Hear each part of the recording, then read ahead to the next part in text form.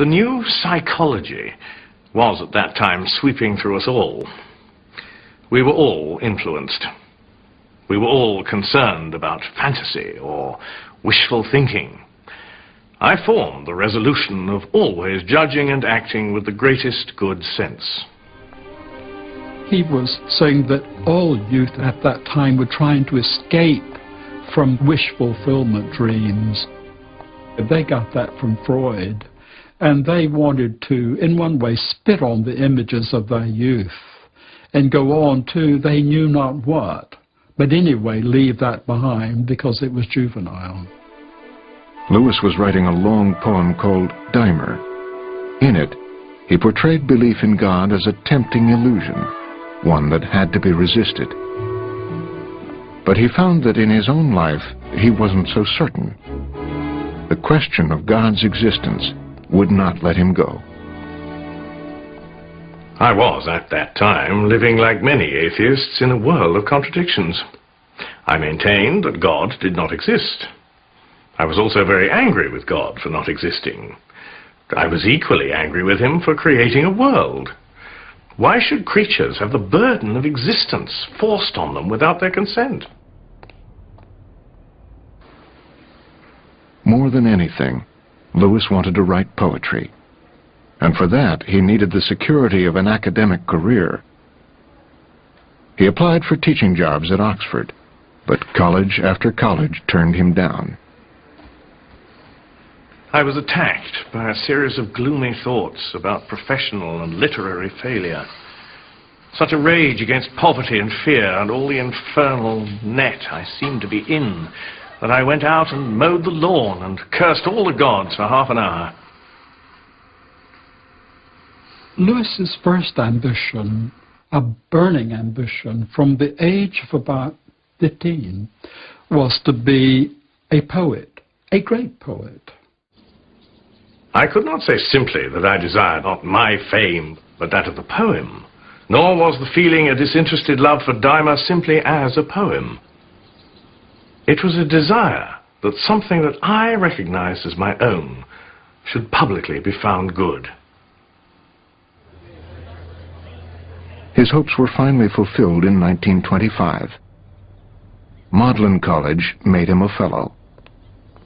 The next year, he found a publisher for his long poem, Dimer. Success at last. But it was not enough. All the books were beginning to turn against me. Indeed, I must have been as blind as a bat not to have seen, long before, the ludicrous contradiction between my theory of life and my actual experiences as a reader. The most religious were clearly those on whom I could really feed. The poetry he really cared about was not Ezra Pound and Gertrude Stein. All these years, the greatest pleasure he ever had was from Christian poetry. Things like Spencer, Milton, all of these great poets. And yet he found out that he was reading them, as he later said, with the point left out. The same thing was happening with his friends.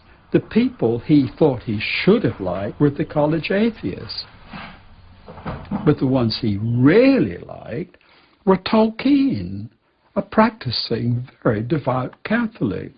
And Barfield, who asked all the right questions. I can only describe it as the great war between Barfield and me. When I set out to correct his heresies, I find that he had decided to correct mine.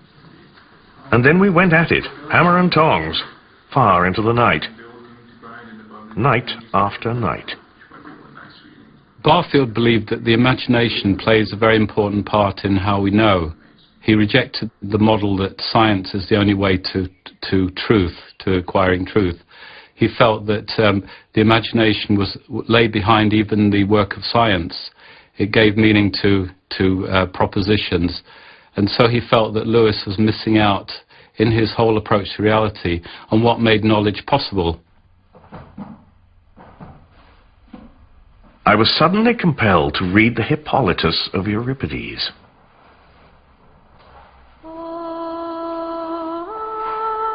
O God, bring me to the sea's end, to the Hesperides, sisters of evening, who sing alone in their islands where the golden apples grow.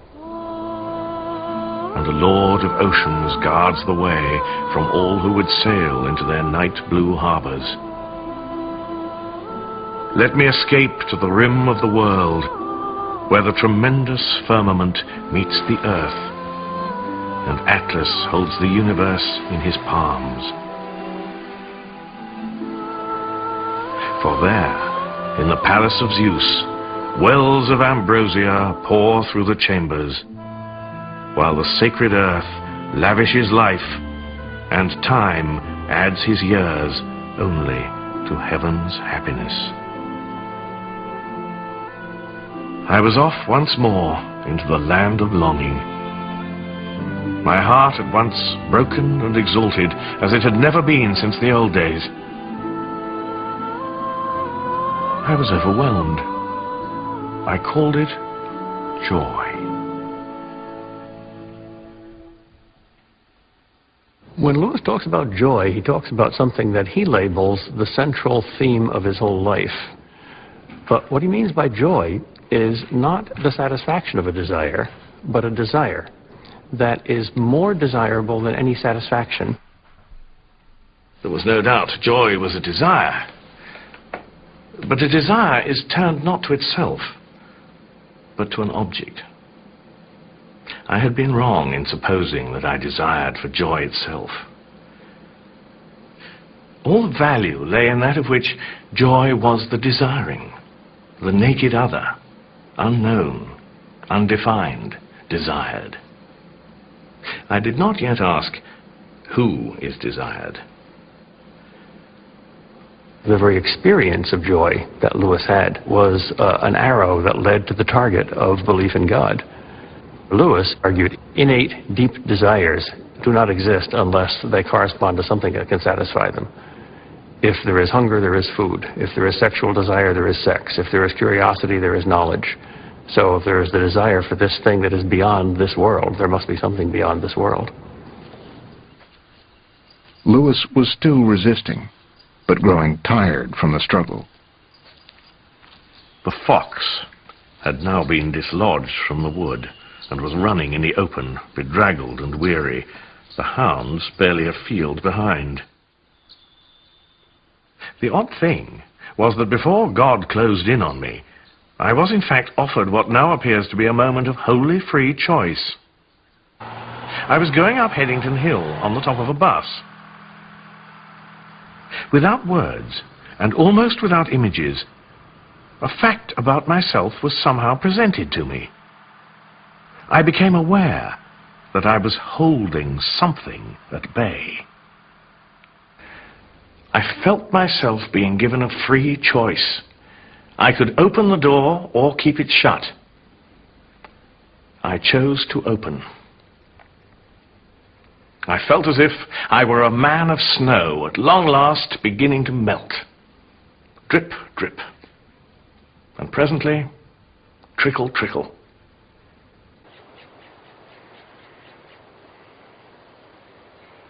I had always wanted, above all things, not to be interfered with.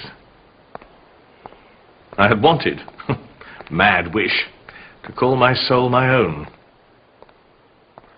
I had been far more anxious to avoid suffering than to achieve delight.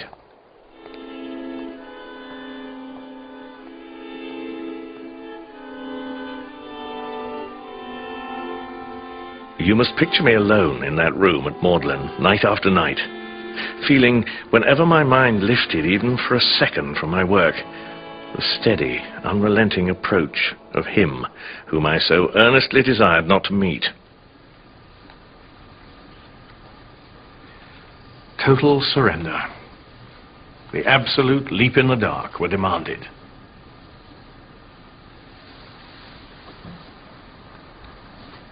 I gave in and admitted that God was God. Perhaps that night, the most dejected and reluctant convert in all England. It must be understood that my conversion at that point was only to theism, pure and simple. I knew nothing yet about the incarnation. The God to whom I surrendered was sheerly non-human. Lewis believed there was a God, but he did not yet have a specific way to worship him. He was attracted to Hinduism and Christianity. I think Lewis made a conventional objection to Christianity that it's so much like other religions. Dying and rising gods, and redemption from sin, and the triumph of life over death. These seem to be common patterns, so they could be explained psychologically instead of historically. And then one of his friends, who was an atheist, who looked at the life of Christ and said, "Rum thing, seems to have really happened once." And that shocked Lewis. If he, the cynic of cynics, the toughest of toughs, were not, as I would still have put it, safe, where could I turn? Was there then no escape? He was reading G.K. Chesterton, because Chesterton tells, in effect, the history of the world and how it was leading up to the incarnation. A great man knows he is not God, and the greater he is, the better he knows it. The Gospels declare that this mysterious maker of the world has visited his world in person. The most that any religious prophet has said was that he was the true servant of such a being. But that the Creator was present in the daily life of the Roman Empire, that is something unlike anything else in nature. It is the one great startling statement that man has made since he spoke his first articulate word. It makes dust and nonsense of comparative religion. He begins to read the New Testament in Greek. He begins to understand that the New Testament is not just a set of stories, but actually a witness to the presence of a historical human being who embodied the Spirit of God, that this person did not sin. And so this was only possible if this person truly was God in human form. The claims that Christians believe actually came from Jesus are either absolutely true, and this argument stems from Chesterton, either they're absolutely true, or Jesus needs to be confined to the lunatic fringe. To believe in some sort of a God is fairly comfortable. It's more inconvenient to believe in a God who's so specific and so particular that you can say, there he is in history, there are his words, there are my responsibilities, I can't make it up. As I drew near to Christianity, I felt a resistance almost as strong as my previous resistance to theism. As strong, but shorter-lived, for I understood it better. At each step, one had less chance to call one's soul one's own.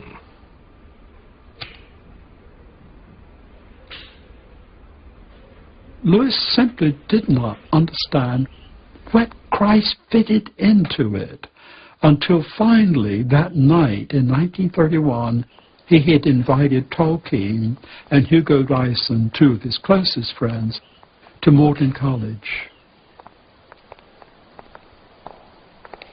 It was a windy night. They went along before dinner. They walked along Addison's Walk, talking about mythology.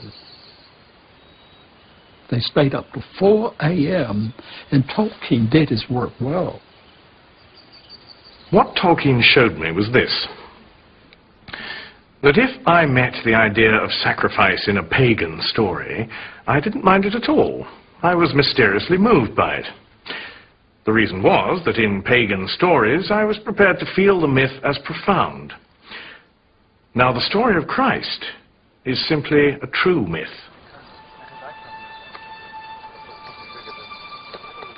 His imaginative questionings and his imaginative longings came together by focusing upon the Christian Gospels as outlined by Tolkien and Dyson. He was a literary critic.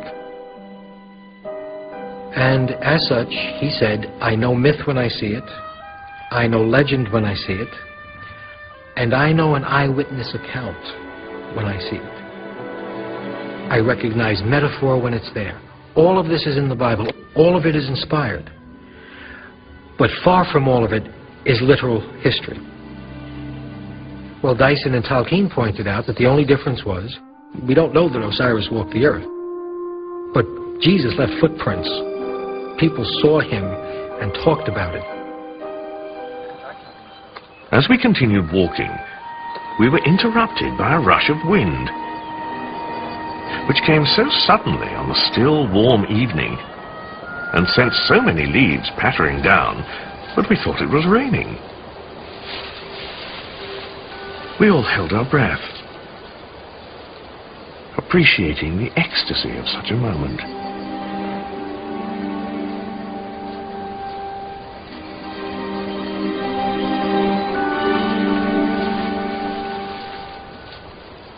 I think it would be a mistake to think that argument converted C.S. Lewis, because he thinks that we have to be oblique.